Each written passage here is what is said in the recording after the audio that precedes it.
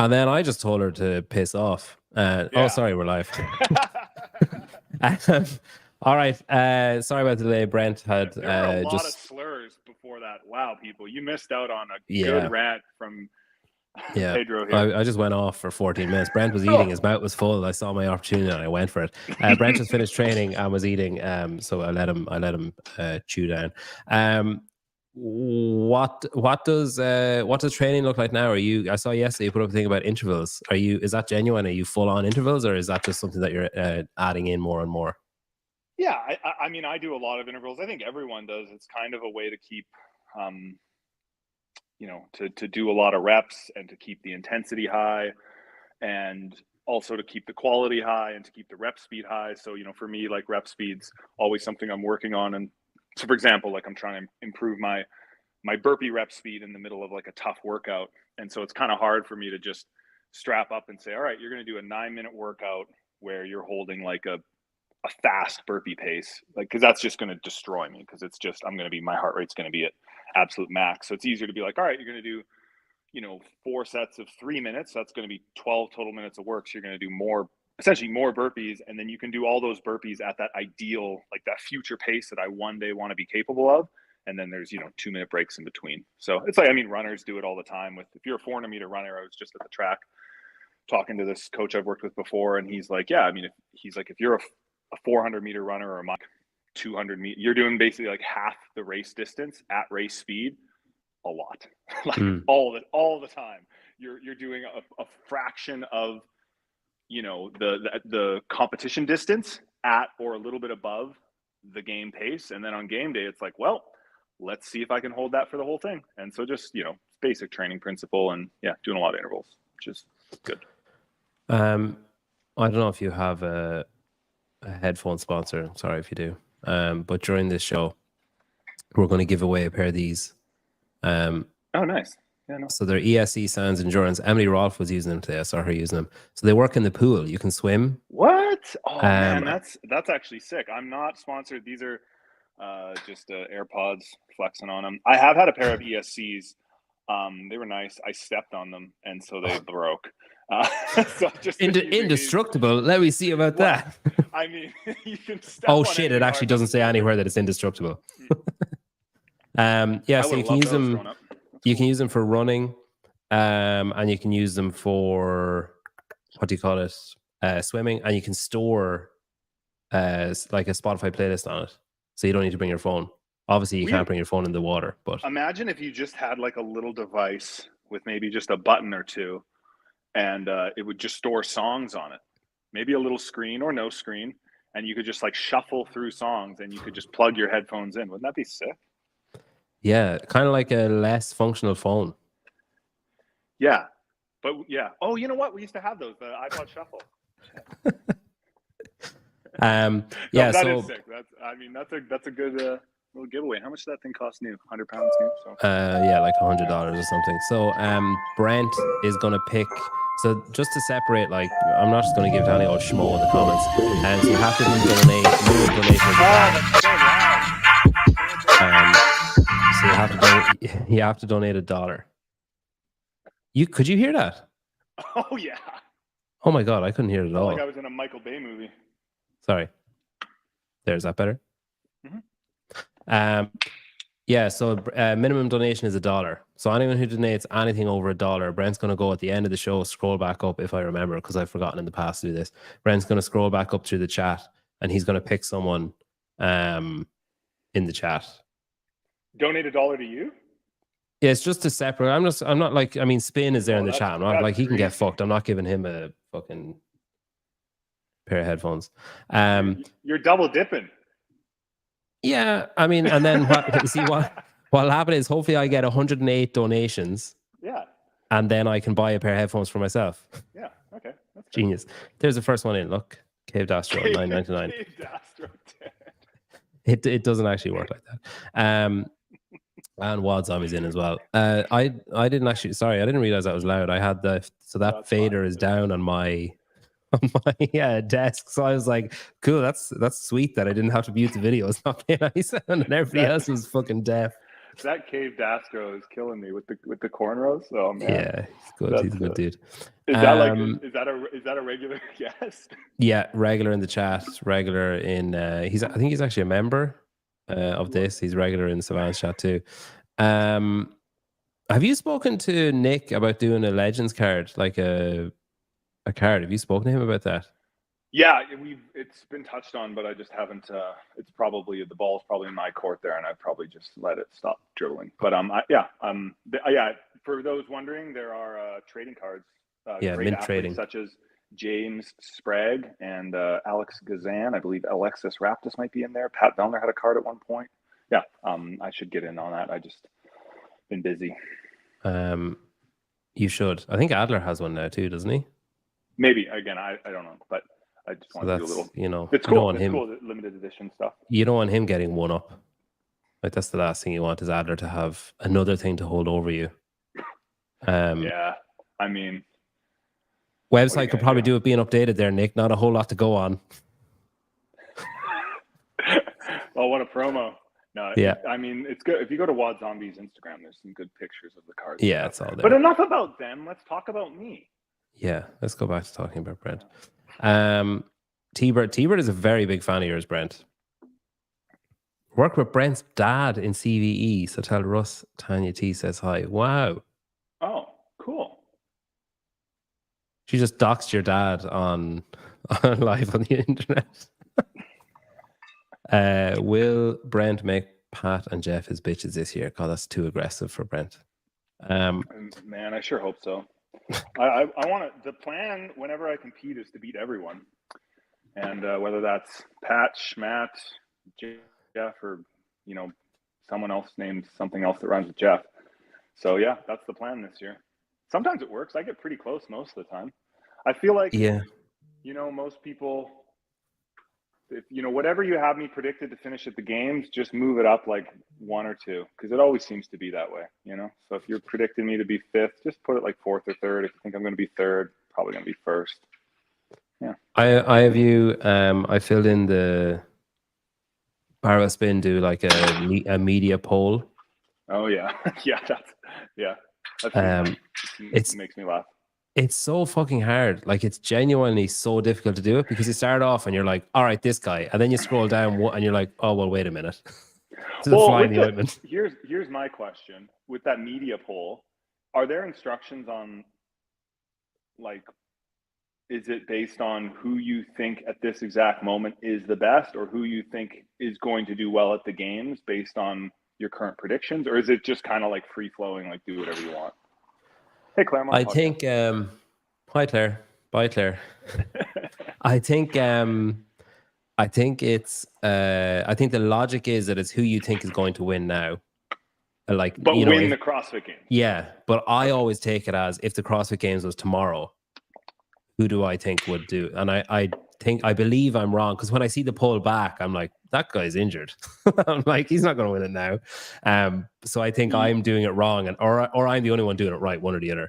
I've seen the rankings, and some of them are head scratchers for sure. Like generally, people are more or less where they probably should be, but there's definitely some where you're like, how is that male or female that high or that low? But I mean, I think how many? Yeah, I'm sure. Yeah, I mean the media in CrossFit is. No, there's no need for the air quotes there. That's insulting. There's needs for far more than air quotes. I mean, yeah, There's not a lot of former athletes or coaches in the media, which typically when you watch other sports, that's what ends up being a lot of the media and the good ones. And not to say that you're not a good one, but as far as the best takes and analysis goes, typically it's the announcers. Typically it's the former athletes and the former coaches that transition into media, as opposed to the media that then try to learn the athlete and coach thing. So that's just my. Yeah, listen, I view myself as an everyman, like a lay person, a link between people who know what they're talking about and people who pretend they know what they're talking about. I heard it was interesting yesterday, speaking of analysts and media, John Young said, he was apologizing for misquoting someone, and he said, "I'm not sure if I gave a backhanded compliment or a front-handed insult." And I was like, "That's just amazing wording. You just smack someone across the face then." And I was thinking of that as you were saying, like the media. Not saying that you're not a good one. I was like, "That's a front-handed insult." Well, so I mean, there's a reason I'm on your show. But yeah, I think, let me put it to you this way. I feel like there are some people that state their opinions as fact. Yeah. And it's like, you don't have any idea what you're talking about.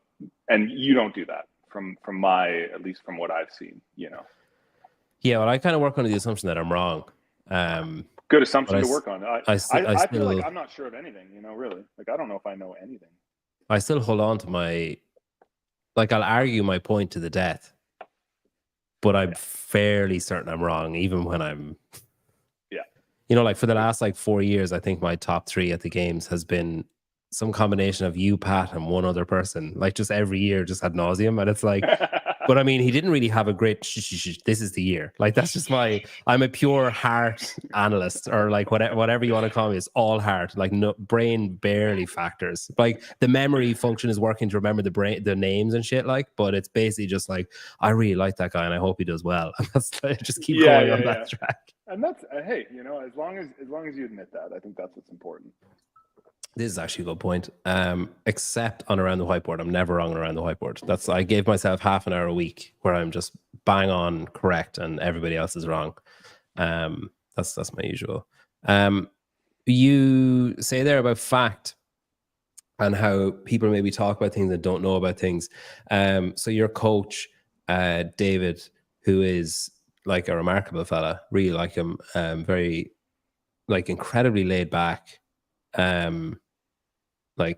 Touch the Josh Woolies about him, just yeah, I mean, we'll just see what happens.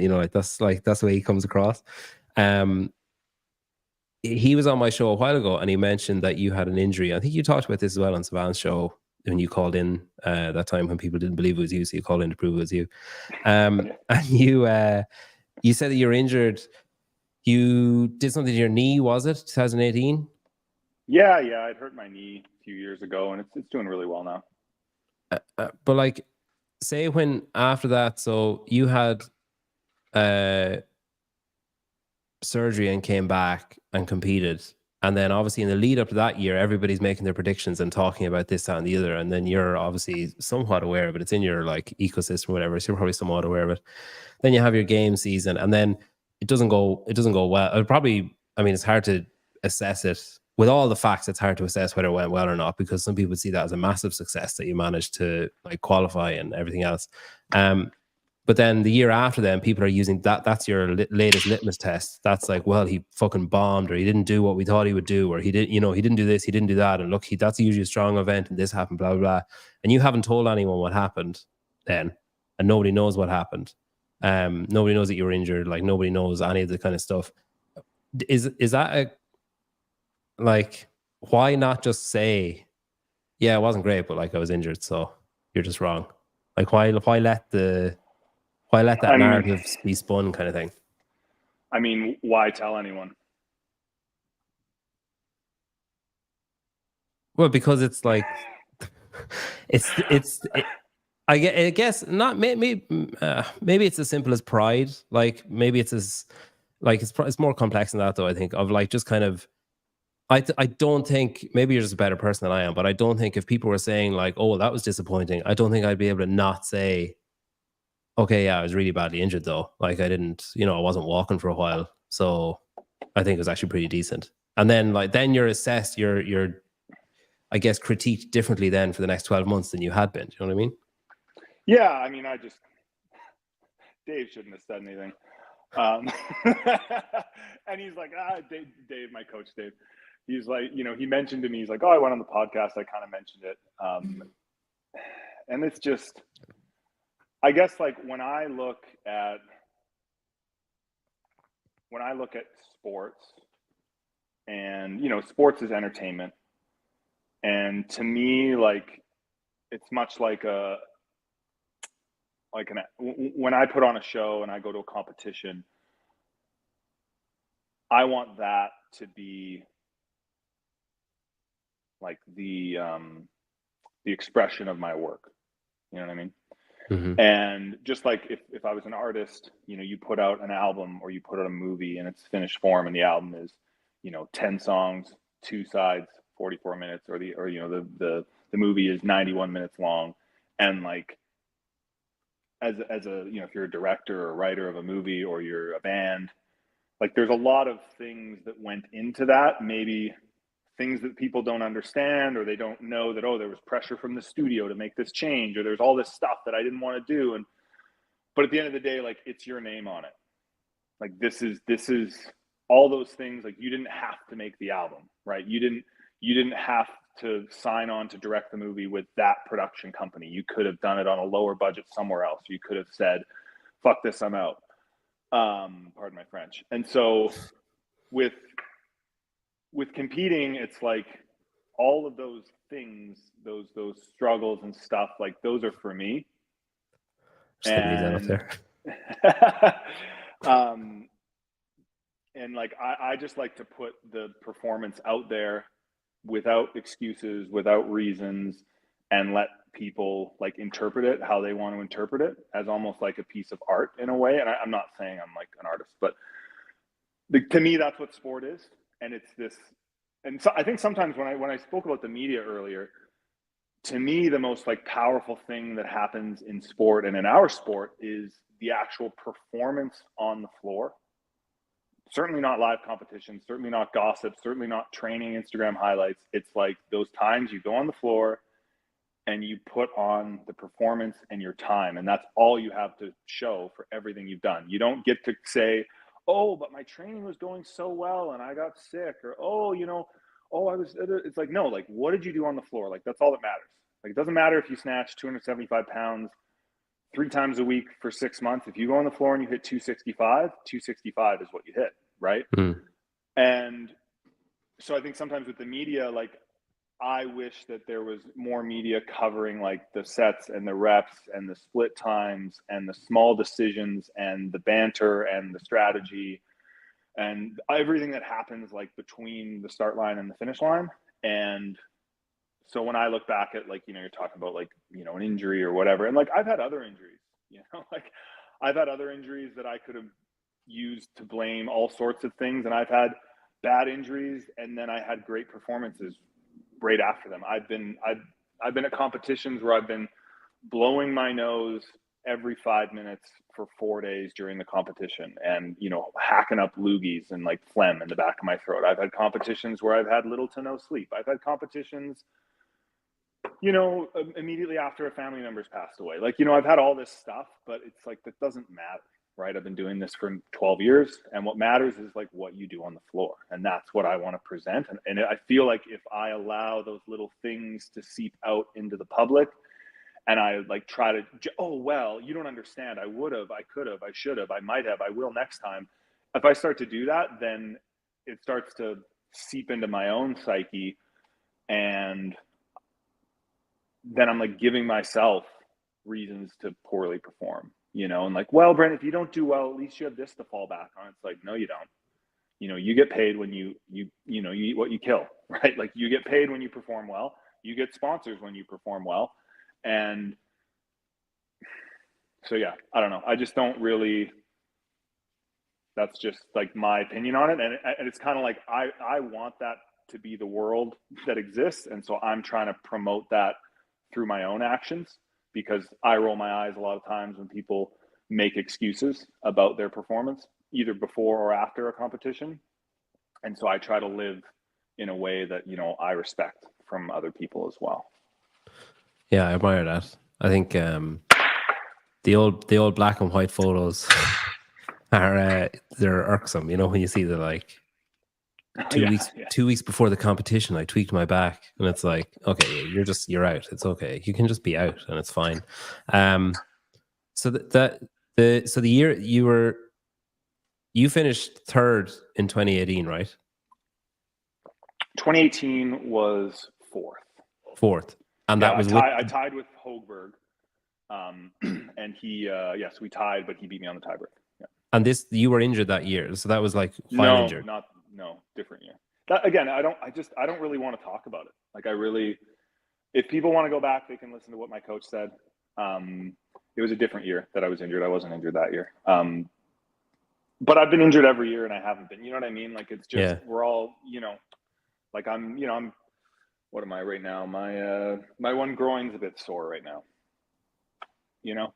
Like, it's fine. I just squatted heavy. I'm going to run this afternoon, but I'm working on it, and I need to make sure that it doesn't get worse before the games and it gets better. It's been on and off since but it's fine. Like, I'm just saying, like, it's like a 1 out of 10 sore right now. Yeah.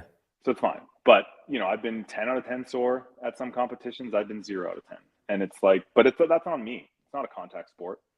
So any injury that happens is as much my responsibility as what I decide to eat the night before, or how much did I sleep this year, or, how did I decide to improve my handstand push-ups, or, oh, geez, I didn't learn how to do crossovers, it's like, those are all decisions. And so I don't know, the whole injury thing, there's some people are going to handle it differently publicly. And I guess I don't think less of people if they want to do it that way. There's other ways to do it, but it's just how I've decided to handle those things is just to kind of take it privately. And yeah, that's just kind of it. And then be asked too many questions about it when it's clear you don't want to talk about it a few months later. Yeah, I get it. Yeah, but I hope, I think if people listen to what I just said, I think they'll understand. I'm very proud of, and I think I don't do this sport. How can I put this? I don't love social media. I enjoy entertaining people, and through social media, I get to entertain people at times, which is nice. And I get to show people my journey, which I know they want to see. And because of social media, I have sponsors, which allow me to train, which is, what I want to do. I don't want to train. I want to compete, but you have to train to compete.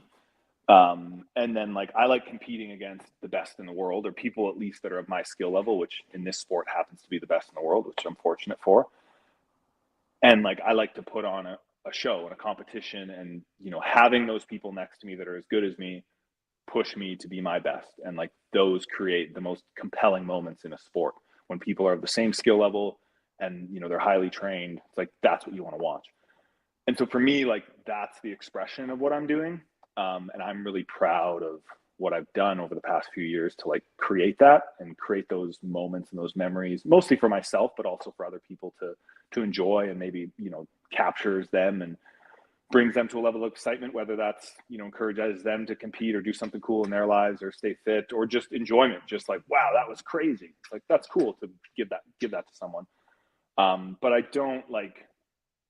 also don't expect and don't really want people to understand. I don't expect them to understand how it all happened. Does that make sense? That's for me. And that's something that I hold kind of I don't know, personally, and those ups and downs and trials and tribulations are kind of my story and something that are private to me. And yeah, I don't know. If that makes sense. Do you think when you're finished, would you ever write a book or anything? Yeah, I've thought about, I think I'd want to, I don't know, I've thought about it, but I don't know. I think it'd have to be, I don't think it would be written as a, an autobiography, in the sense of and then next month I did this, and then this competition I did that. I don't think, I mean, I guess if I won the games, that might be a more compelling story. But I feel if I don't win the games, I feel that story just feels a bit hey, I was pretty good at this sport. Here's my little journey. Feels a little, so it'd have to be a different spin. It might be more a fictional tale that draws from real life. If that makes sense. But so a comic, a superhero comic. No. I think when most people write their first book, it's often semi-autobiography, not a full autobiography, but sort of a, it might be a story about an athlete, and it would draw from experiences I've had, but it wouldn't necessarily be truthful. It would be parts of the truth to create a compelling story and a compelling read. But that's not really a priority anytime soon. I don't think I'll do that. Yeah, I think I don't think it has to be. I don't think it has to be a champion's book to be a true and true autobiography, but I also don't think autobiographies have to be July 12th, 2023, 8 Yeah, no, I a.m. know. I woke up and took a shit. Like you can have, you know, you can tell a story without it being like a diary or whatever. I'd be interested in reading it anyway, if that's any consolation. Oh, thanks. Yeah, I don't know. I don't know. Let me put it to you this way. I read a decent amount, and I don't know if there's anything in my journey so far that's entertaining enough to be put into a book that I think would be comparable to those good ones. And I would only want to write something if it could make money. Like I wouldn't want to lose a bunch of money or make a publisher lose a bunch of money for a mediocre book. What was Not, it? Threat Level Midnight, or what was the the book in the office? You know, we had a warehouse full of. I think it was Threat oh Level yeah, Midnight. yeah. So yeah, I have no interest in like writing a book that isn't going to be successful for me and a business partner. And so Yeah, I don't know. I don't know if there's anything right now that I have to say that I feel like would be compelling enough to gain enough momentum to sell enough copies, if that makes sense. yeah. So yeah, maybe down the road. You had Shelby up with you Yeah, pre semifinals. She looks like a properly special athlete. Like she looks incredibly athletic. I think she's one of those that's like somehow seems to consistently just fly under the radar of people being like, yeah. oh, we need to watch out for this person, this person. Then afterwards, people are like, well, shit, Shelby Neal did pretty good. Yeah. What attributes do you think she has, like for having trained with her a bit, like that excite you about her potential, or that make you think like she could do like damage somewhere? Yeah, this is a topic I'd like to talk about for sure. Let's keep on this. I was getting all like, I don't like talking about that other stuff. So yeah, Shelby. So Shelby's coached by my coach, David Spur. She lives in North Carolina. She's 23, 24, 22, something like that. She's a full-time engineer, which is cool. So she kind of like has a parallel to me where she has a real person job and then does this as a fun side hustle. Yeah, I mean, Shelby's a beast. You know, she's built well for the sport, like kind of the right size, like shorter, compact, really strong. You know, my coach and I have kind of said like she can be like a, you know, BKG type, which is funny. It's exactly what you said, like kind of flies under the radar, not like super flashy. But then when it all shakes out, you're like, oh, wait a second, she did really well. And you know, you look at her results this year at semis, and you know, last year at semis, and last year at the games. It's just kind of like doesn't have any like bad finishes, and that's sort of what David's learned. So David's her coach. I'm like the assistant to the coach. So you know, I'm involved in her training, but not nearly as much as David. And yeah, she's, you know, her home run ability is definitely like her overhead position. So her handstand walking is incredible, and like squat snatches or overhead squats or overhead walking lunges or like push jerks are really, really good. So I'd call those like a 9 or a 10 out of 10. And then just like everything else is an 8. Like she just doesn't have anything that's like a serious problem. You know, because she's like on the shorter side, she's not incredible on some of the machines, but she's still really good. You know what I mean? Like she's not like she's bad. It's not a weakness. You know, she's a solid runner. Yeah, she's just consistent. What I really like to see at semis that is like a really deadly combo that's kind of this X factor that's incredibly hard or maybe even impossible to teach. I shouldn't say impossible, but it's like a character thing. And so she was given some really specific strategies by Coach David, and she held to those like to a T. And there's a lot of athletes, like a surprising amount that seem to be incapable of doing that. Like you tell them, all right, I want you to row at this exact pace, and then you're going to walk to the toes to bar, don't get any chalk, do 3 sets of 5, and then you're going to jog to the barbell, and you're, you know, and then the athlete will go, yeah, I don't know, it just felt good. I rode faster, and then I did the first 15 toes to bar unbroken. And then I don't know what happened, I just blew up, but it felt good. It seemed like I needed to. Everyone was going so fast around me. And I mean, I've heard like, it'll never cease to surprise me when athletes do that, but they always do it. And David can attest to that. And you can talk to most coaches where they're like, no matter if you're a semis, games athlete, RX, community, whatever level you are, it's like a disease. Like people just can't follow instructions and they wonder why they don't perform well. And so Shelby does that. She can follow very specific instructions. She's not afraid to start behind the pack. Even if she feels like, oh, I should be racing these girls, she's like, no, she just holds to her strategy. But then on the flip side, at the end of workouts, she can also like bear down and get gritty and race girls right at the finish line. And so I saw that in the first event, which was the clean and jerks. She did all singles the whole way. So 48 singles. And then on the last bar, the last 2 reps, she did a greasy touch and go. And that put her ahead of 2 women. One woman that was right beside her that she beat by like half a second. And then another woman that she beat by 0.25 seconds in another heat that she didn't even know she beat. So that's a lot of points, right? That's like 6 points. And then she did it again in the snatch ladder where she got to the final bar. She had to do 2 lifts at 175 pounds for the women, 265 for the men. So she hit the first lift, dropped it. And if that was in training or if she was by herself, she would have dropped it. She probably would have taken like 1 breath, 2 breaths, 3 breaths, hand, bend over, snatch. But she hit it, dropped it, kind of looked over and was like, screw this. Went over, grabbed it, and did it again. And she beat like 2 or 3 girls right at the finish line because she had the toughness and the grit to say, you know what, that wasn't that heavy. I can just hit this again. I'm going to beat these girls. So kind of have that combination of the ability to race later in a workout and have that confidence and like grind out a couple few reps and actually race, but also have the maturity and the confidence in your abilities to just hold to a strategy and the confidence in your coach. That combined with obviously her, physical skills, like she's just super fit. And she's very like well-rounded. She doesn't have any like huge weaknesses. It's exciting. And she's young, she's only like 23. So. Yeah, I think that's the thing, the way that you're talking about her, if she's only 23 and if she's able to continue to do those things, like continue to do what she's told and continue to do exactly the right thing, that you can't but improve. Like even with experience then on top of that and, competition experience and stuff. You said that you're kind of assistant to the regional manager, assistant to the coach. What does that look? Are you just kind of like saying, like throwing an eye on programming or offering suggestions, or are you like mentoring? Like how actively involved does that role be? Kind of depends throughout the year. David's very much writing the programming. I would be like, I'll look over I'll have like a 6-week or a 4-week template and we'll talk and he'll be like, yeah, like this is the stuff. I'm like, yep. And then I just let him actually like write the sets and reps, just kind of looking at like, hey, these are the overarching goals. And then this is how we're laying it out in her week. And because she works full time, it's kind of an interesting schedule that works well for her. Like, rest days on a Monday kind of thing. But David writes all of it. And then, probably the biggest thing I do is I just watch a decent amount of video.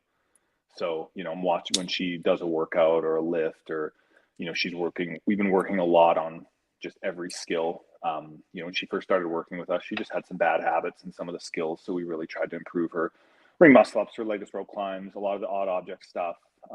Like she's really good at the Olympic lifts because she's competed at Olympic lifting when she was younger in her teens and stuff. And so like her snatch and clean and jerk is like great. Very little to no technical improvement that I can provide. David knows his stuff because he's been coached by like an Olympian, so he can give some like finer details. But we would be the first to admit, like even with no advice, it's fine. But just things like I'm trying to think of some examples. So like when I first started working with her, David and I, we went back and watched like a bunch of her workouts from semis and games and the last 3 quarters and the open, and just sent her like some internal notes and then some notes for her on like technical things. Everything from like transitions to how often was she chalking to, how long does it take her to actually bend over to then pick up the barbell in a set of like thrusters. Just trying to like, and I think, what you said was something about like, getting better into the competition experience is what you said. And that's a big one. And so we're trying to like kind of speed run that a bit and sort of try to get her to the level of like all those little details that I am now aware of because of how long I've been doing it. And Dave's really insightful in that stuff. Like I'd put Dave and I ahead of pretty much anyone when it comes to those little details, whether it be like small technical improvements in like a ring muscle up, and then also just strategic things like pacing and, laying out your floor plan and laying out your strategy for a workout. Like I'd put us toe to toe with, any 2 people. And so I play a bigger role in that sort of stuff. And then just like, just some bigger picture stuff, some food stuff and some mental preparation stuff and like dealing with nerves. And so maybe not, and, you know, just being on calls where we're talking every couple of weeks or every week, just like how did things go? And, she'll mention like, hey, swimming for the games this year, like I want to get better at that. And, we have to figure out like, okay, well, based on your schedule, kind of debating amongst the team. And it's not a democracy, or it's not a democracy, but it's also, it's not Dictatorship either. So it's kind of like figuring out and having those conversations between the three of us, like, well, how much are you going to be swimming between now and the games, right? Like, are we going to be swimming 3 times a week, or are we going to swim once before, Fort Worth? And that's, and whatever that decision is, we all have to be able to live with it. And she does more than anyone, right? At the end of the day, it's her life. And if she has a good games or a bad games, it's going to affect her a lot more than David and I. So, she has to be comfortable with that amount, but you can't just, something else has to be taken out. Right. And so it's a question of like, hey, if you want to swim 3 times a week, it's like, and which, she doesn't, that's too much. But it's like, what do you want to take out? Because you don't have unlimited time. And if you just say, oh, we'll just add it on top, it's like, then you're going to be burnt out. And we have to kind of communicate that to her. So yeah, not a lot of like the nuts and bolts of the actual training, but more kind of overseeing like the general things, definitely a lot of technical stuff. And then, the sort of like trying to level her up as quick as possible, because, we only get to compete like 2-3 times a year. Right. And so trying to instill some of the knowledge I've gained from my competition experience and find a way to give that to her and speed run that, so it doesn't take her 5 more years to learn from mistakes I've already made, basically. If she did want to swim 3 times a week, she could get a pair of the ESC headphones. So just a casual reminder that if you put in a super chat of $1 or more, Brent's going to pick people. So like there's loads of 100 different pairs. One's going in. So you get a winner will get a pair of headphones to work when you're swimming and you're running. Are you still working like as an accountant? No. I haven't been since like 2018, 2019. So you do the PFA stuff, you do your own you do like train your weakness, the professor project. You've got like a family and shit.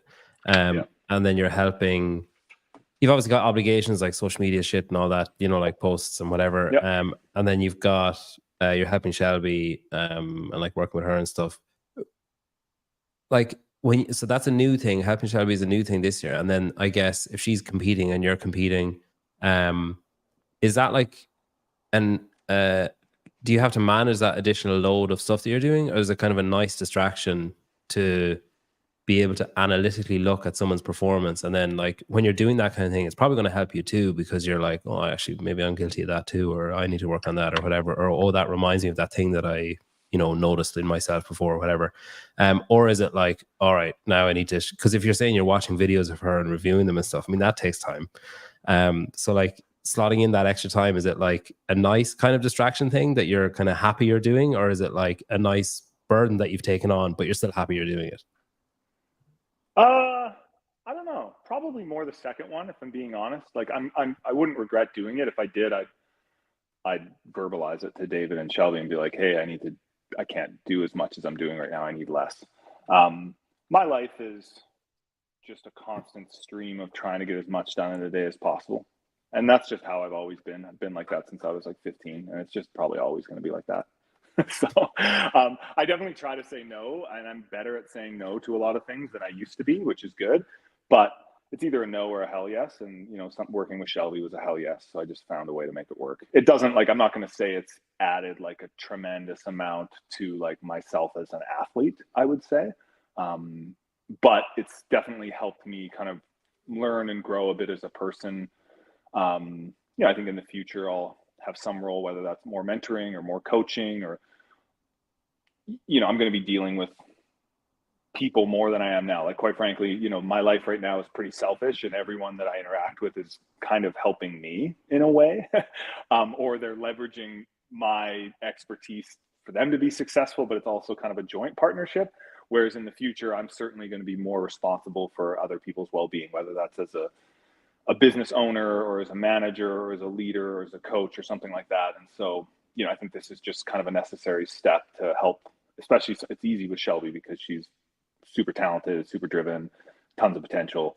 And so to start with her and to go like, okay, how can I, use what I've learned and be an adult and, help her become, help her reach her goals is just like a good evolution and a good step in my life. I'd say that's more so what it is. And I just like her. She's a good person. And then it helps out Dave too. So Do you think if you did coaching, would that be your opening pitch? If you're talking to if an athlete comes to you and says, hey, Brent, been a few years since you hung up the grips. I really like it to, stop being an angry janitor and start coaching or whatever happens in those kind of sports movies. And then would your thing be like, okay, yeah, cool, but you have to agree to do exactly what I tell you to do, either in training or in a workout? Like, is Shelby set the bar too high, do you think? I mean, I speak with some coaches. I like, obviously Dave and then Jesse Sheriff. He's in the same company, like the same programming company, Only Training. And, I chat with them like, oh, how are your athletes doing? And, they definitely get a headache from some of their athletes who don't listen, right? They're like, oh, how should I do this? And then, okay, cool. And then they just do something else. And you're like, why did you ask me? If you, like, hey, coach, how should I strategize this workout for a qualifier? All right, give them a strategy. A couple hours later, oh, I did this. And you're like, what? Why did you, like, you did it opposite and you got a terrible score. And so, I think there's like a balance between, I don't know as a coach, like, I'm not sure how much of that I could handle, but I mean, beggars can't be choosers. Like, you can't just, if you're just looking for 100 Shelbys, you're going to starve in the streets because, if everyone was special, no one would be, kind of, and Shelby's special. And there's a reason she's really good at this, and a lot of that is like between her ears. It's not like, oh, she has like genetics or something. It's like, well, she's just been trying to do the right thing for, a decade, and it starts paying off eventually. But yeah, as far as being a coach, I think I could learn to deal with a variety of personalities, but I'd certainly probably be more invested in the ones that are, following what I say. Yeah, I guess you say beggars can't be choosers, but you actually can in that scenario because people are coming to you, so you can say, "Listen, you get 3. You've had 2 fuck ups, so you get 1 more. If you don't do what I tell you to do once more, you're gone." Yeah, I mean, I think you do that enough, and you would legitimately run out of, people, right? Or you'd find an unbelievable athlete who's like just robotic and just follows exactly what you tell them to do, and you'd have a champion for 5 years. And for me, like, it's honestly, it's less about like quality. It's not like, hey, I'm only gonna program for you if you can do a sub 3 Fran and snatch 300 pounds. It's like, it's more just do what you say and say what you mean, right? Like, I'm much more willing to help someone locally here who, it's like, hey, I want to compete at this local comp in a team of 3. I don't have a muscle up yet. I only have time to train an hour a day, 5 days a week. And they're just like honest about it. It's like, all right, sweet. Like, here, let me give you some drills for your muscle ups. And what are you eating? Like, I'd much rather help someone like that who's just honest and like kind of does what you tell them, as opposed to someone who says, I want to make it to the games. And you like look into like, okay, well, how good are you and how much are you training? And then you're like, you're not even, what are you talking about? And Okay, so put down your beer and we'll have a chat. Yeah, or I know what it takes to get there, and I see how good people are that didn't quite make it this year, right? Like people like Colton Mertens or Tudor Magda or Jonakowski or Oldest Upanex, people that are insanely good at this, and the amount of dedication and the skill that they have. And I'm like, okay, you have to beat those people. And so don't tell me like, oh, I like to go camping, 6 times every summer, and in the winter I usually take a month off to go. It's like, well, then you're not going to make it because you're already behind those people, and like those people aren't doing that. You know what I mean? Like, they're spending their weekends training, and they're taking a job that's maybe like not as good but pays the bills enough so they can chase the dream. Like, that's kind of what I did when I finished college, and it's like that's kind of what it takes. You can't just have it all. Like, you can't just go camping and fishing every weekend for 6 months and expect to, make progress when those same weekends could be spent training and going to bed early. So shit, that's me out. But just be honest, right? It's like, don't tell me you want to make the games if you're not actually putting in the sets and the reps and the weekly work that it requires. And whereas if you say, hey, I just want to be a little better and this is the time I'm willing to spend and I like to hunt and fish, it's like, great, love to help you, right? Like that would be but if people are just like, frustratingly delusional and like spinning yarns and then like not listening to your advice and not even following what they're saying, that sort of stuff aggravates me. So. Do you think if someone came to you, like say 27, and they were like mediocrely active their whole life, like they were fine, they had the basic fundamentals of like, you didn't have to fix like their squat or their deadlift form, you know what I mean? But maybe they didn't have the skills up to snuff. But they're like a fucking sheik or something, or like a Abu Dhabi prince, and they have like an unlimited amount of money, and they're just like, all right, you tell me what to do for 2 years, I will do whatever you tell me to do. I can dedicate unlimited amount of time and resources to this. In 2 years, what level could you get a person to? Like just an average human. Like, do you think it's like, as in, when you're that age, are you already so far behind that you'd never be able to catch up no matter what? Because even when you're catching up, they're still getting further ahead. I hate these questions because it's so like, the only way maybe they could squeak into semis, maybe. I don't, but it's like, it's such a, I think you need to be like 16 to do that though. I think you need to get that person when they're young. Like if you get someone, they're 25, 26, they're already so far behind that no matter how much they catch up, everybody else is just going to streak further ahead. I think that's what's interesting about, sports is like, you can't look at someone, or do a screen or do a test and be like, oh, this is their ceiling. Like you just don't know. You don't know, right? There's just no way. And even me, like I don't know what, even now, like what my ceiling is, whether that's in the deadlift or the run or the combination of the two. Some 16, like let me put it to you this way: if someone came to me and their kid was 16, doesn't matter the age, and they just say, hey, does this person have potential? And they show me some videos and they do a movement screen and I'd be like, I have no idea. Like there's literally, the only question you have to ask is like, are you willing to do the work even if it doesn't pay off in the way you think it is? And if the answer is yes, then it's like, all right, let's get started. Like that's the only, because there's no, I spoke with someone recently who,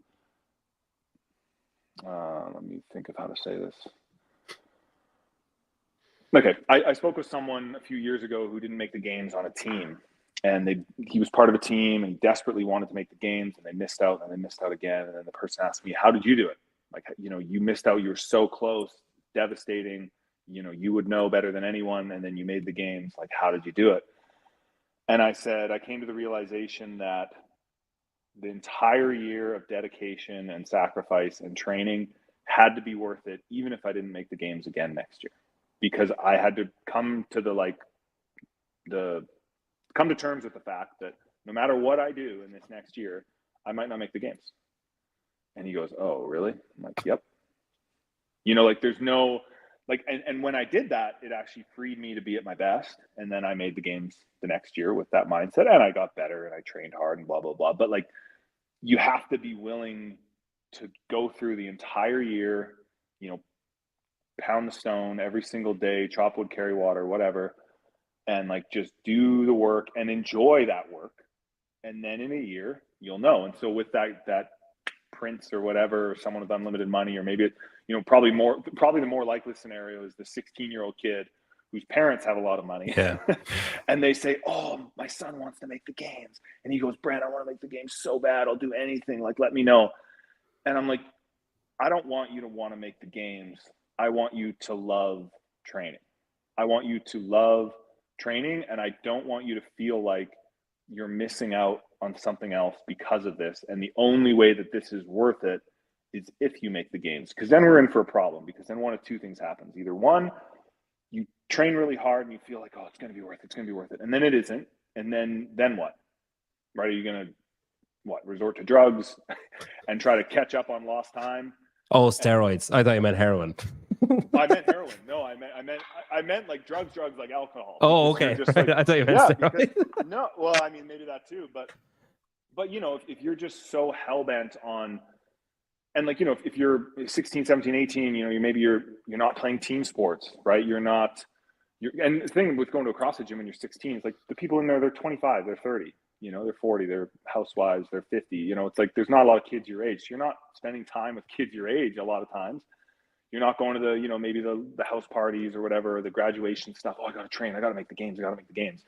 And then you don't. And then you're like, well, was it worth it? And so it has to be worth it. You have to enjoy and just absolutely love doing it. You have to love clean and jerks and burpees and running and like that process, and not the delusion or the fantasy of like, oh, one day I'll have 1 million followers on Instagram and I'll be in a slow motion reel on YouTube of the games athletes, and there'll be a sick photo of me celebrating at the finish line going like this, because it's not worth it. Like, I can tell you right now, if you think that those little things, having Instagram followers, you know, getting sponsored and like having cool slow motion clips of you somewhere buried on the internet are like worth it, all the training, they're not, because it's so much more than that. Like, those are such a little like speck and a little dot in the infinite amount of stuff you have to do. I mean, like this week I was so tired, it was like climbing Everest to put my clothes on before training. You know what I mean? And like, you just have to want to do that. You have to want to pull yourself into the gym when you're so tired and you don't want to, and then you train anyway, and then you feel good that you did it, and then you plan the next day and you just do it all over again.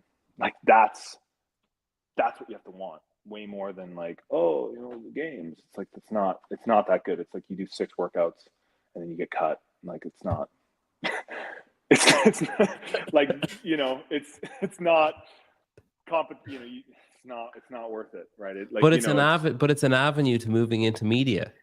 yeah. And then if you do so well, then when you're done competing, you can have a semi-successful podcast or coaching career. Which You again, choose. if you choose, which again, there's like, I know people that do that, and like I'll do that. Like, it's fine, but it's like, you can't, I don't know. There's this, I think like there's definitely the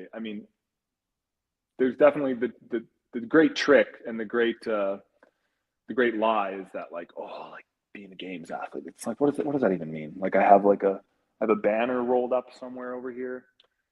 You get a little coin when you go. It's like the size of a toonie. It's like this big, and it says like CrossFit Games every time you go, and they're in a box somewhere. Like, I don't know. It's not, you know, but you have to love the work. And then for me, like, I like entertaining, and I feel like that year of work, and then putting on that performance at the games and having those close races, you know, in the stadium, and having the crowd cheer and stuff, like, to me, that's something that's like special, you know. And those are moments, I guess, you know, in that way the games is cool, and that like, Oh, he's just gone mid-sentence. I assume he'll come back. You can get a car made of you. Those are free. Yeah, that's true.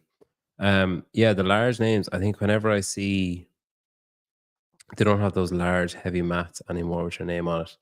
I think here he's back. no, I don't know what happened there. You Yeah, I good? don't know either. Yeah, you were mid-flow and you just disappeared. I know. I'm sorry. Yeah, PC was just saying that they don't have those large mats, you know, the floor mats. Yeah, I have some right here. I'll show you. They're wrapped up there. I use them when I train outside. But they don't do those anymore, do they not? No, I mean, now you get that like cream banner with your name on it, basically, is it? Yeah, the banners now, they're like 2 feet by 4 feet. They're still big. And they kind of hang them over those mats were a pain to ship home. They're always a drag, but they're cool when you have them. But anyway, yeah, I think like what is cool about like really when you're done competing, all you have is the friends and the memories. Like, that's kind of what you have. Like, those are the things that you get to keep with you. And so those memories of like competing on the floor, although they're brief, and they're not really like in and of themselves, they're certainly not worth all the work. you put in, but they are a unique experience in that it's not something someone can pay for.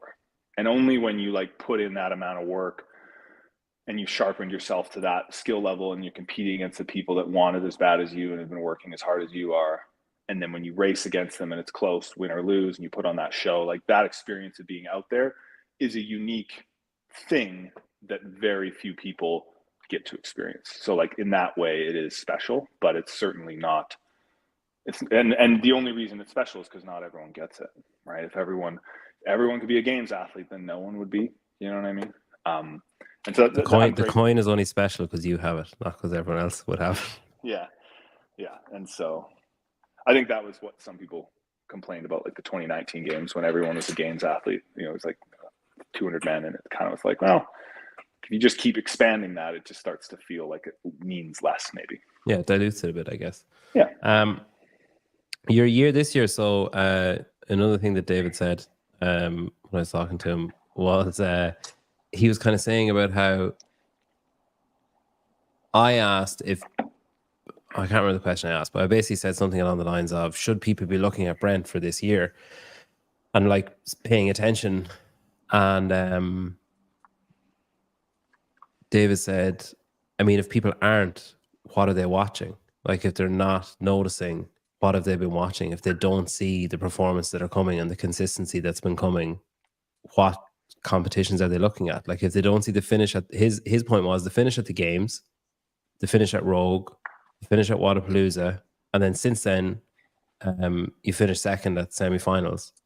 In a post after semifinals, you mentioned the kind of freedom you had when you were competing at semifinals and that kind of flow state, and that everything was just clicking perfectly. And it seems like that's been the case since the games, really. The games, Rogue, Wadapalooza was magnificent, and then semifinals.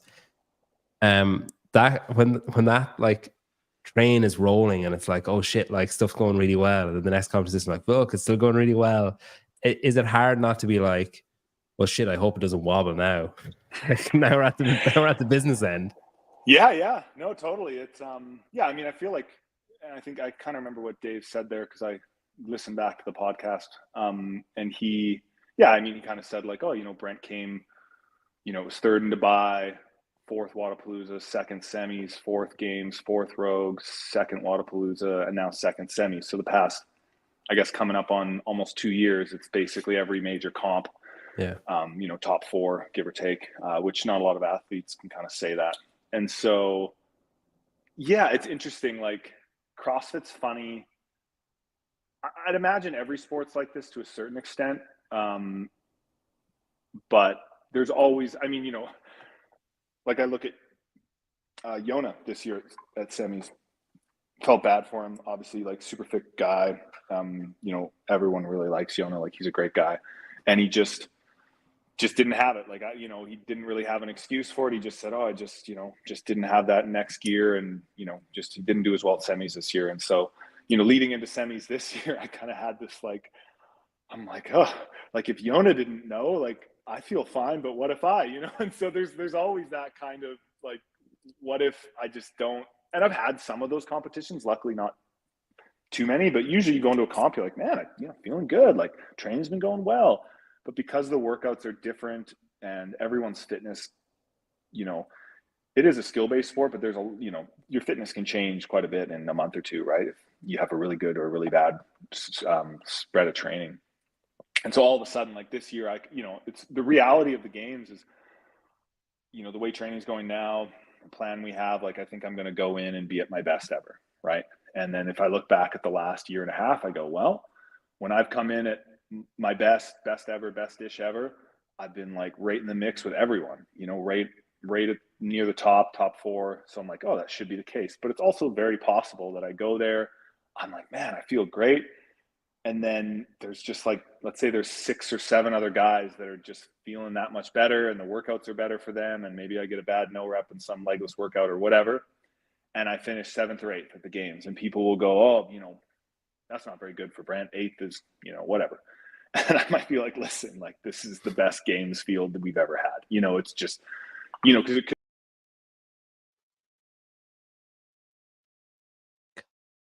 Damn it. Brent, would you rather we see Ironman style event or Hyrox? Which past games event would you have liked to compete in? Weird. Yeah, okay. Yeah, it could just be that, some other guys are just that little bit fitter, and I could just be out by 30 points, 40 points from the podium, but that's an eighth. And it's such a chaotic sport. It's so much different, and because something like swimming, you could just say like, hey, I PR'd my time. Like you can just say like, I got better. Like this is the fastest I've ever swam, and this speed was good enough to win world championships last year, and now apparently it's sixth. So what are you gonna do? You can't fall on that in CrossFit. Yeah. It's so I could finish whatever 7th or 8th or 10th or something like that, and people go, oh, Brent sucked this week.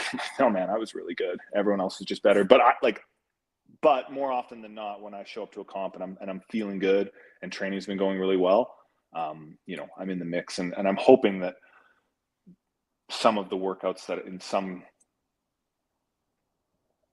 comps I've struggled with can be a little better. I thought it was going to close down again, so hoping that I can have a really good comp.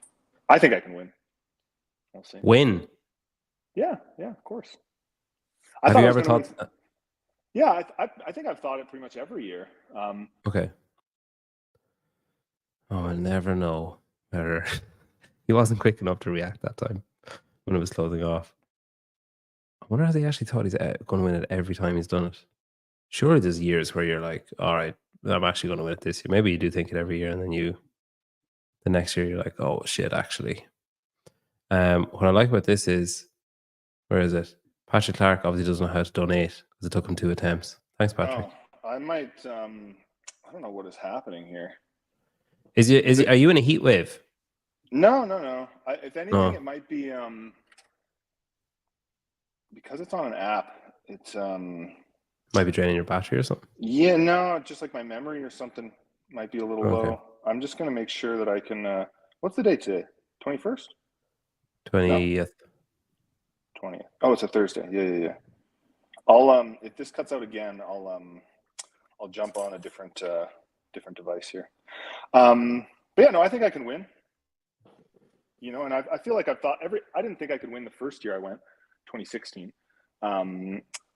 But I thought I could maybe podium, and I was pretty close. And then every year since then, I thought like, oh, I guess it's more like I think I can win, but I also think I can come last.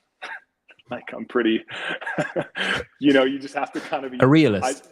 You have to be willing to like just kind of see what happens and sign up for the ride that's my take on it. And when I do that, usually good things happen. And I thought I could win semis, and I was sure close. So, Did you think, so you thought you could win the games last year? Yeah. And do you feel better this year than you felt going into the games last year? Yes, I think that I do.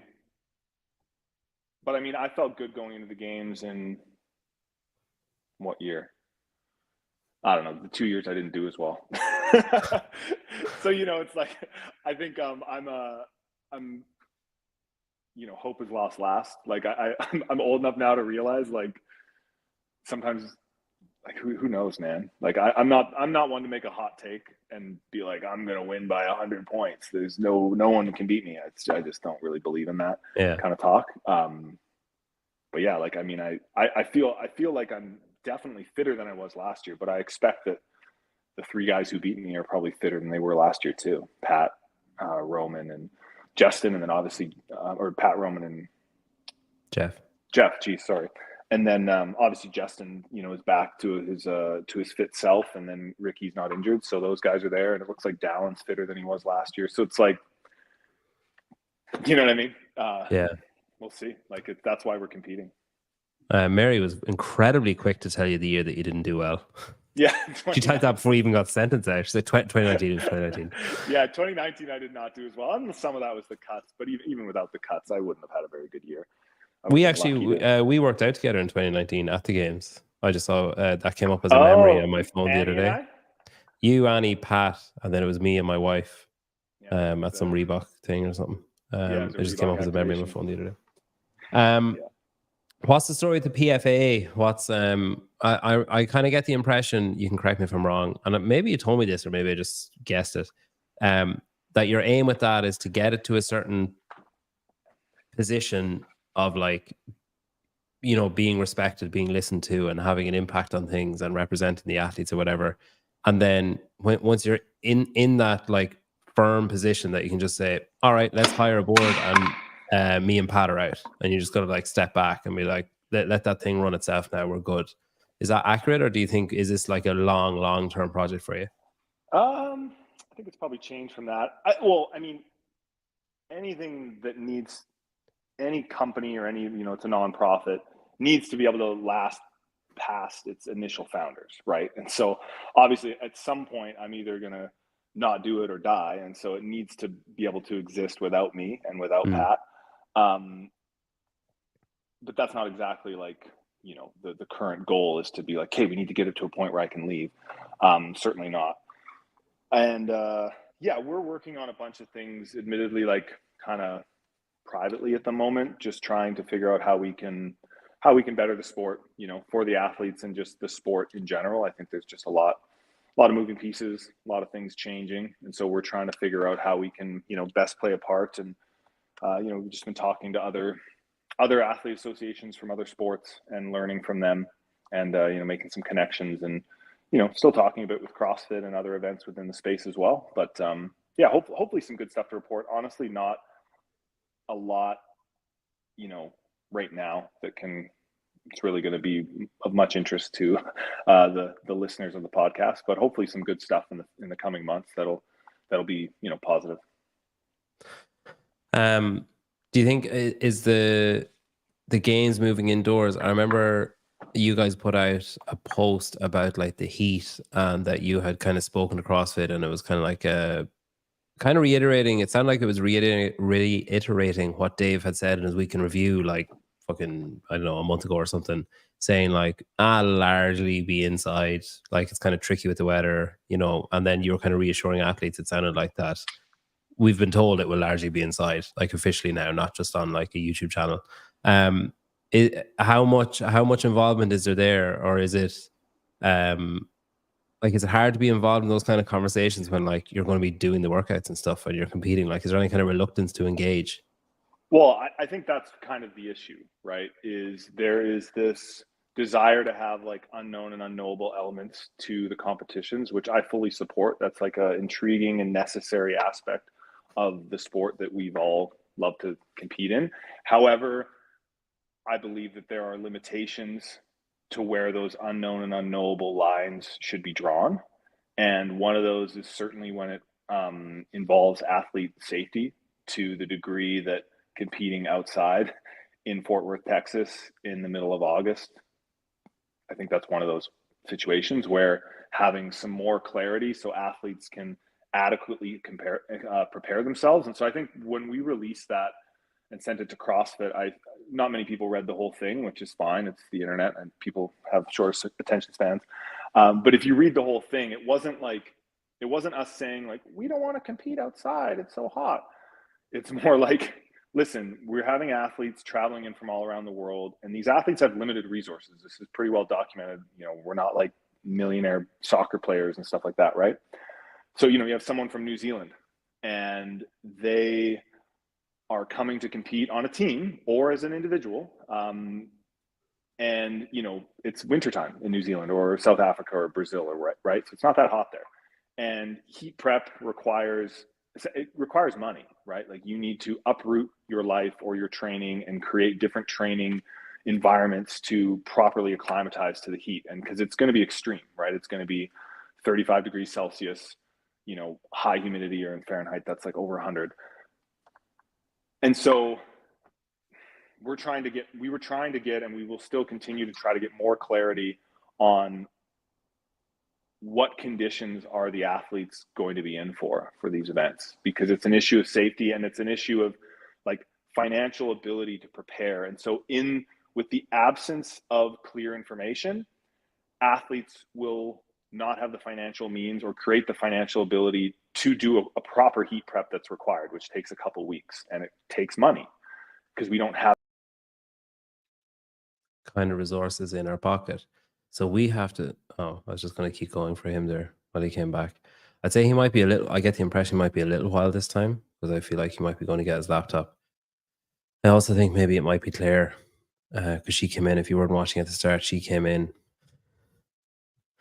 and he said, "Hi Claire, I'm on a podcast," and she walked back out again. So maybe she's just like turning off and on something. Imagine Dave makes him swim in the Trinity River. I assume that's a river in Texas, is it? I don't know. I'm not au fait with my Texan geography. Anything else? What was I doing before? Oh yeah, I was mocking PC for not knowing how to donate $1. Oh, that was funny. For my Rogue travel phone, yes, my flights are actually booked to Rogue. And I'll be doing, I don't know what I'm going to be doing there, to be honest, but I'll be there. And I'm also going to Texas. Don't know what I'll be doing there either. That's a bit kind of nerve wracking because I'm obviously like leaving my family and stuff, and that adds a bit of stress. So hopefully I get some kind of access, or else I'll just be racked with guilt the entire time I'm there. Jeez. Holy. Sorry, dude. You're okay. Yeah. There's no problem. We'll wrap up. We'll wrap up in a couple of minutes anyway. Because anyway, the heat. It's like I don't even know. I think I was getting to the end of it. Where basically, in the absence of knowing what's coming, it puts athletes in a impossible situation where they basically it's like, hey, I don't have the money to just spend on a heat prep, so I'm not going to do it. And then if all of a sudden you have to compete outside for a really challenging long duration event, athletes are going to get hurt. Like that's basically it, right? And so it's and we are of the opinion where if someone says, well, it might be, it might not, may the best person win, like I don't think that's good enough in my personal opinion and the opinion of the athletes and the coaches that we've spoken with. Like I'm all for unknown and unknowable, right? Like, is it going to be thrusters and burpees, or is it going to be thrusters and pull-ups? Is it going to be a marathon row or a 200-meter row? Like I'm all for that.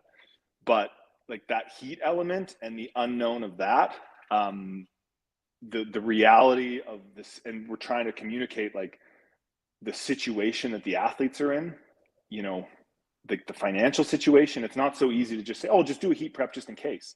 Like that's a financial stress on the athletes that athletes don't have the money to do that. So in the absence of information, they're not going to do it.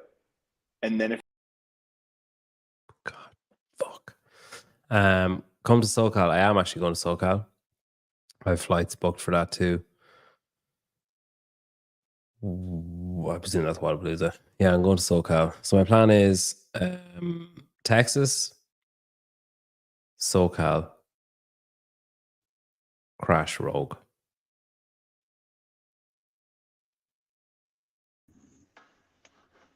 Well, okay, this will be good now. This is my this is a secondary thing here. Your burner phone. Oh gosh. Sorry. Okay. I need to. So if in the absence of knowing, athletes aren't going to do it, and then athletes are going to get hurt. And the unfortunate thing is if someone with a six-pack wins the games, they'll say, well, we did our job. But that doesn't really look out for the interests and the health and the safety of all the athletes, which is what we're looking for. Right. Unless it's you. If you win, it's like they did their job. Someone's just explaining. So heat prep is when it gets hot and humid outside. Yeah. So I have no idea what you're talking about. You're talking about heat. I'm like, what the fuck is that? Is that like, I don't understand. Although as you were talking about the heat and stuff, I was like, maybe I should acclimatize before I head over. Maybe I should like invest in a sauna or something for a week. So you're remaining involved then for the foreseeable. Basically, that's your plan with PFA to keep the show running. And then I know you did like last year at semifinals, you did a meeting and at the games as well. Did you do any this year? And is that the plan in Texas to do another one, or how's that working? We might do one at the games. We didn't do any at semis. We might do one at the games. I don't want to. We're deciding on that. If it was, it would be with the athletes and the coaches and the agents. The things we're working on kind of privately. It depends on how far along those are, and hopefully we have something to present that's meaningful. Yeah. Otherwise, we'll have to wait. It's nice to do those in person. It's not the same over Zoom, having 20 or 30 people on a Zoom call, and giving them a presentation. It's not the same, but I don't want to waste people's time and just rehash the same stuff until the stuff we're working on privately is, you know, kind of shaped up into something that's real. Before you go, I wanted to ask you about the snatch event at at semifinals. When you were doing that, so you were, you know, like obviously you mentioned in that post that you're in this kind of state of flow throughout that event, throughout that like semifinal, and that you were reacting of, I think the wording used were, of course, I was reacting to my own body and the athletes around me or whatever, you know, like however you felt, if I need to slow down, speed up, whatever. And then if someone does something, so you were ahead of Colton and you're heading for the final bar. He gets like a no rep on the second last one, I think, at the start. He kind of goes a bit quick, gets no rep, and then he kind of gathers himself, goes again. But at this stage, you've pulled ahead, and you maintain that lead heading to the final bar. At what point, like, are you getting set up for your second rep when you realize he's gone touch and go, or are you like crossing the finish line and then being like, what the fuck, when you see he's in front of you? Like, at what point do you realize what's happened? Yeah. So basically, you know, I made sure that my goal was, I'm like, okay, if I can set this up in a way that I'm going to lift that 265 bar first, I want to get the first rep done, drop it, and then immediately come in again and do another quick single and win the workout. Like that was kind of because I remember when I did it back in 2016, that, you know, that last bar didn't feel too heavy because you had enough time to like load. And then I hit 265. I was like, oh, that wasn't so bad. So I went down and did it. And I'm like, well, I'm a lot stronger than I was then. So I just know that if I can lift that bar first, I can drop it, very quick reset, pick it up again. So I was able to load my bar really quick, immediately bend over, snatch it. And then I was kind of lowering myself down, like getting ready to do it again. And so I think as I like hit the bottom and started to come up, Colton lifted the first one. And so I knew, I was like, hey, you only have like a 2-second lead on him. So you need to do another quick single. You can't just like stand back, chalk, Cause I'm like, he's going to do 2 quick singles. So you just need to do 2 quick singles and you'll beat him. So, you know, hit the rep down, basically like took 1 step back, kind of like went in, was getting ready to go again. And I could kind of see out of the corner of my eye what he was doing. I don't really like to look directly at anyone when I'm like watching other athletes, but you can sense it and you can see enough of it. And so I could see him hit it. And then I was about to bend over and then I heard the crowd erupt and I'm like, oh, he's going for a touch and go.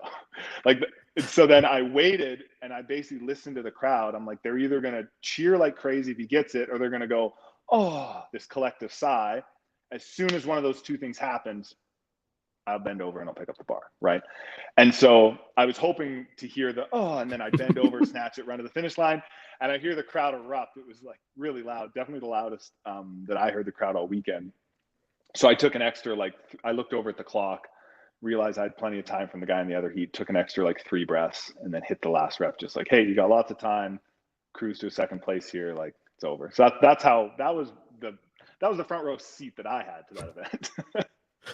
Yeah, it was cool. And I think like possibly my favorite, it was great to watch, but I think like one of my favorite moments about it was your reaction afterwards when you were asked like, what was your response? And you were like, probably the same as everyone else in here. I'm like, what the fuck just happened? Yeah, I think it was cool. Like, you know, that's one of the great things about that kind of sideline reporting thing, is that it's like an immediacy of the reaction. And when it's something like that, it's really cool. Yeah, those, like you were talking at the very start about you know, like the athlete stories being focused on, and the, you know, like those things are what kind of drives things forward and stuff. And like, yeah, like Colton is just king of that. Like he's so good at, like, he's so odd, but he's so good at producing content that's like left of field and funny and like interesting and stuff. And then also those kind of moments, like I remember when Savan had him mic'd up at one of his, and he was like just talking shit about everybody in his heat, but he was finished his workout being like, look at all these losers lying on the ground, and you know, like this kind of stuff. And then those moments like, you know, the sandbag ski workout last year at the games, and then that at semifinals and stuff. With you mentioned like okay, Yanni's probably not included in this, but say Uldis won like 2 events at semifinals, didn't get through. Colton won 2 events at semifinals, didn't get through. When that kind of stuff happens, are you like, well, part of the game, or are you like, okay, maybe that's something that should be looked at, that if you're winning, if you're like, is it that in the sport you need to be a generalist, or is it that semifinals, if that was the games, for example, those two guys would keep going and going because, you know, a win is so valuable at the games, and then you've got more events and, you know, you can have more buffer and stuff. But like when you see people like Colton and people like Uldis and others miss out, are you like, oh, that sucks for them, but I mean, that's the game? Or do you think that there's something else to it, maybe that there's that the system should be, the people like that should be able to get through, provided they're performing at the level that those guys are capable of performing at? Yeah, I see what you're saying. I think it's a bit of both. I mean, you look at Haley Adams, right? And she came top 5 in like 4 workouts, had an absolute basement finish, and then had another like solid finish, and she made the games pretty comfortably. So her worst finish was in the front squats, just got really heavy for her. And then she obviously crushed the row, crushed the run, really good in the legless, and then pretty solid in the finale and pretty solid in the snatch. And so she had like 3 amazing home runs, 2 like really good top 8s, I think, and then almost last place in the front squat. And so she still made it. So like, I think, you know, the sport is a generalist sport, right? And so you see someone like a BKG and a Sam Quant who just consistently make it no matter what the workouts are, because they're just really good at everything. And someone like Sam Quant hasn't won a lot of workouts, and neither has BKG, but they're kind of the prototype of, you know, if I was creating an athlete, I would create them to look like Sam and BKG. I mean, obviously Tia, but Matt Frazier, but you know, like Sam and BKG are kind of the poster child for like what is a good CrossFit athlete, because they just keep making it and they just keep doing well, and they have very few poor finishes, and they also don't have a lot of like home runs, because that's just how they're built and how their training is, you know, created them into. So that's the one take on it. I think the other thing with, you know, it's like people are really good. And I think last year at the games, I felt like, so I think a few years ago, if you look back to like 20, I don't know, 14, having cuts maybe made sense. Like the disparity from the top 20 or the top 10 to the bottom 10, or the, you know, there's some pretty clear lines in the men's and the women's field where it's like, yeah, those bottom athletes can't really hang with the top athletes. I feel like those days are kind of over. I feel like at the games last year, you know, the guys that were getting cut, I'm like, these guys are really, really good. And these guys can beat me in a lot of workouts. They can beat Jeff in a lot of workouts, you know? So yeah, that's, I feel like it's more of a, I feel like it's probably how well Oldest and Colton did, or is probably a better argument in the case of we shouldn't have cuts at competitions. And then it's also just an argument that shows the importance of, you know, something that I'm passionate about, that I think needs to happen in this sport eventually, is more guidelines on programming in general.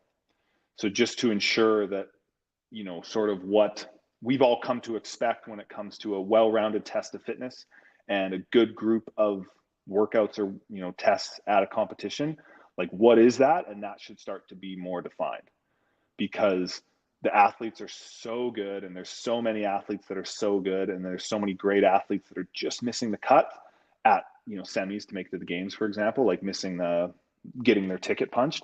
And so when there's those athletes that are so close, it really, a lot of it's going to come down to programming and judging consistency and stuff. But, you know, so the mix of workouts, making sure there's a good mix of lightweights and heavyweights, high skill gymnastics, low skill gymnastics, high rep gymnastics, low rep gymnastics, you know, long workouts and short workouts, workouts with cardio, workouts without cardio, you know, all those kind of variables that you can think of in workouts, making sure there's a good spread. And I think the semis workouts this year were like pretty good, but they definitely favored the bigger guys, the taller guys, a little more than the shorter guys. And is that okay? Is that not okay? I mean, I think that's what needs to be decided. I think some better rules that, you know, have some guidelines and kind of like start to bring in the guardrails on unknown and unknowable, and things that we've already come to expect, like the stuff that people complain about after comp. Oh, that was too heavy. Oh, that comp had no gymnastics or whatever.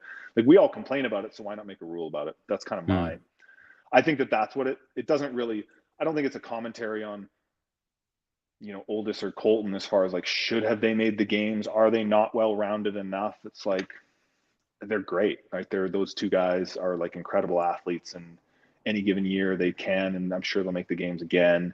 But I think it shows that, one, the field is really deep. People are really good at this.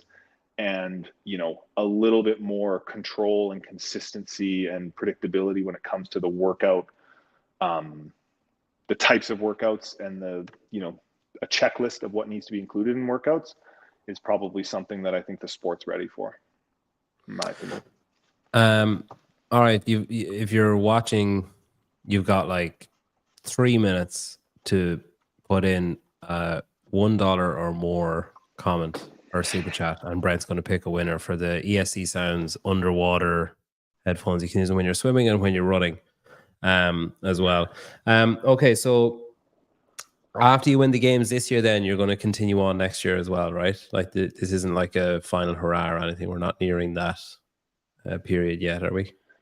Yeah, no, I don't think so. No, I think I don't know if I'll do the whole like Dwayne Wade 1 year waving the flag that I'm retiring and swap jerseys with people for a year.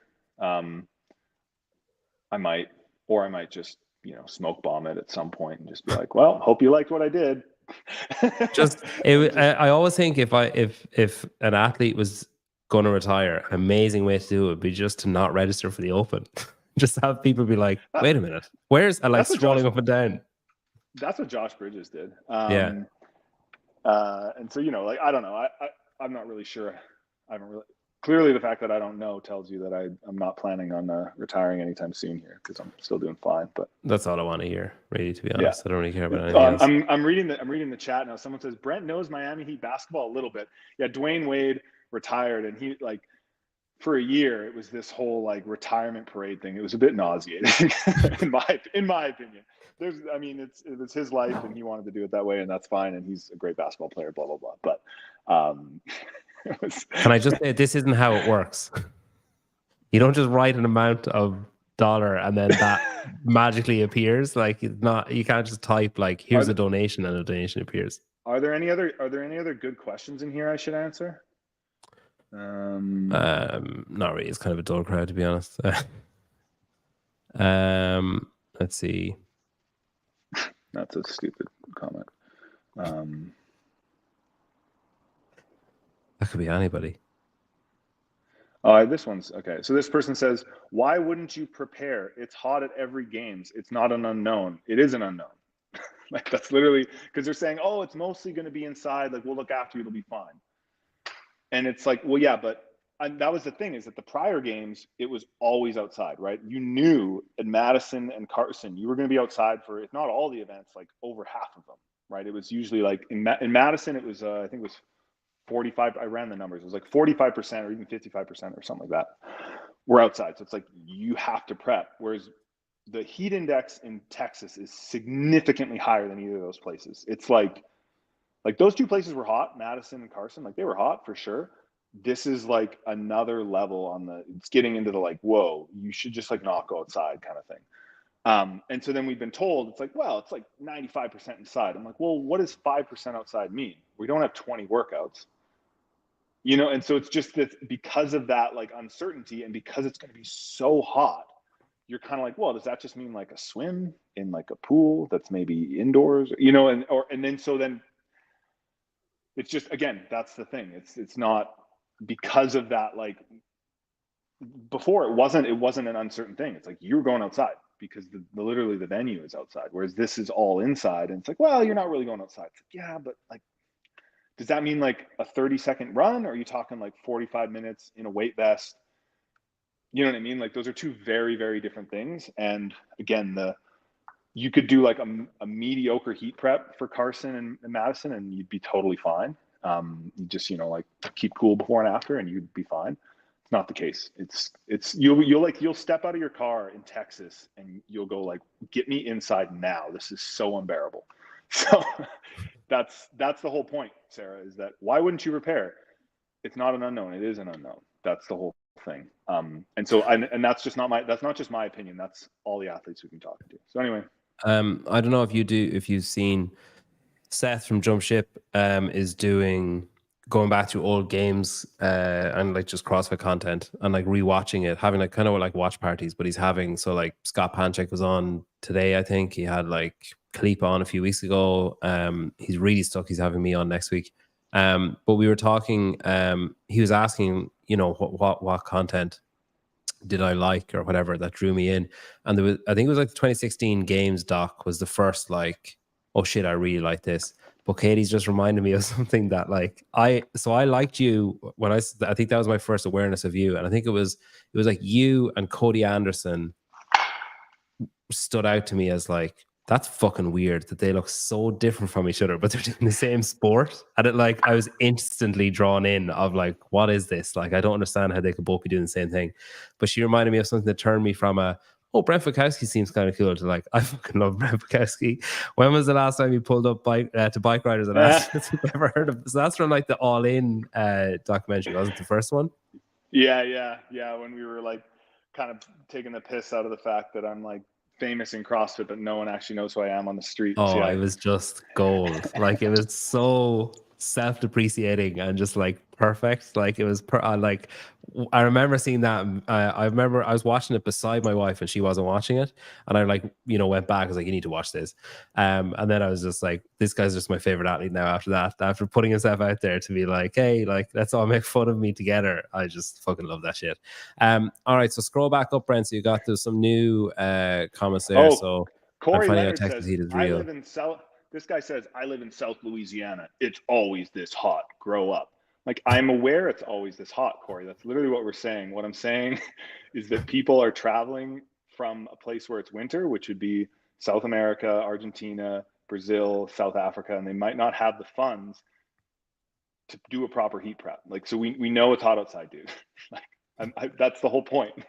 Like, that's the whole point is we know it's hot. Like, I'm just this whole tough guy thing. I'm like, I get it, Corey. It's very hot in Louisiana. Grow up. It's like, well, come to the games. Like, you know what I mean? Like, anyway, just like, but it's a financial issue for those athletes. Like that's what we're talking. What's the secret to Canadians dominating the podium? Is it the maple syrup? Maybe that thing you guys call bacon running from Moose and Charlotte. It's probably the Moose thing, right? More or less. I'm guessing. Friday, everyone gets waiting for one. Oh, I don't. Okay. Yeah, I think it's our inferiority complex to the greatness that is the USA, probably. And Ireland. All right, so scroll. You can have a little scroll there, Brent. Any of the entries. See, you know the way the comments are coming up. Some of them are like lit up blue or lit up yellow, or lit up red. If they're lit up in a different color, like if the whole thing is lit up in a different color, just those are the people that pick one of them. Yeah, so just pick one of them, and we'll give them the headphones. Oh my god. There's a lot at the start, and then it dried up for a while. Well, yeah, because oh gosh, I don't know.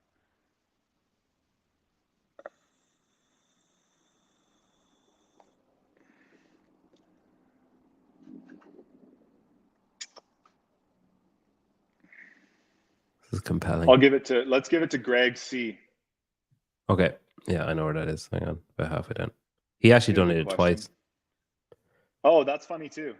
Yeah, house camping. I love. Yeah, right outside Rich's barn. He said he might let me in next week. We'll see. He also asked earlier, would you rather see Ironman style event or High Rocks? Well, both of those are really long. So from I guess High Rocks like an hour. I just don't think like logistically you could do an Ironman at the games because we just couldn't do anything the next day. Like physically, we'd just be so beat if any of us finished even at all. And then the one games event in the past that I would have liked to have done was the Killer Cage.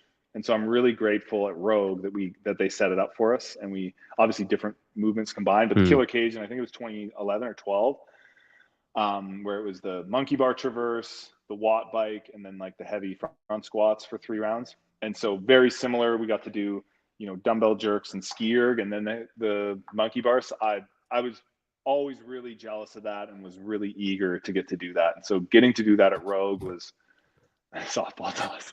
The Rogue softball toss in Aberdeen. The Rogue, yeah.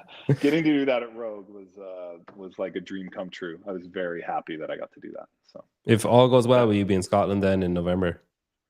I think that's the plan. I mean, I have to get invited. So I don't like to count those chickens before they hatch, but as of right now, the intent would be to compete in Scotland at the Rogue Invitational if things work out well. Yeah. Cool. All right, Greg, if you DM me or you can email peter@coffeeposimods.com, and I'll get you sorted out with ESC sounds. And if anyone wants headphones that they can use while swimming, you can get those. Brent, thanks very much. Really appreciate your time. It's been great to catch up as always.